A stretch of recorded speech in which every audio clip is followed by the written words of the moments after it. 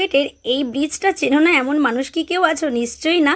58 গেটের বুকে কিন্তু আবারও নতুন কিছু হতে চলেছে, আর সেই ভিডিও নিয়ে আমি চলে এসেছি 58 গেটের মুনমুন। তো চলো বেশি কথা না বলে দেখে নেওয়া যাক কী হতে চলেছে।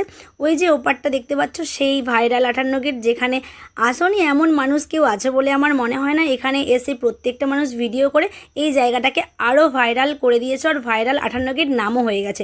ঠিক ওই পারে যেরকমভাবে সাজানো হয়েছে, এই পারটাও কিন্তু ঠিক একইভাবে সুন্দরভাবে সাজানোর কাজ চলছে, আর সেই ভিডিও নিয়েই কিন্তু আমি চলে এসেছি।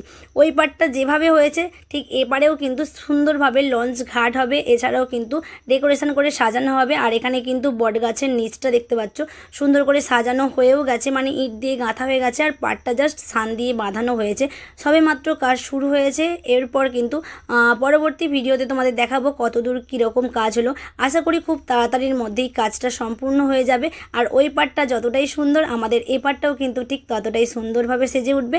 আর এখানে কিন্তু সমস্ত কিছু ফাঁকা করে দিয়েছে, কারণ এখানে অনেক দোকান ছিল, মন্দির ছিল, তোমরা যারা এসেছো তারা জানোই। আর ওই দিকের যে রাস্তাটা দেখতে পাচ্ছ, ওই দিকের কিন্তু পাটটা বাঁধানো অলরেডি হচ্ছে দেখতে পাচ্ছ। আর এরপর কিন্তু এখনও অনেক অনেক কাজ বাকি, কারণ একটা ডেকোরেশন করতে কিন্তু অনেকটা সময়ের ব্যবধানের ব্যাপার আছে।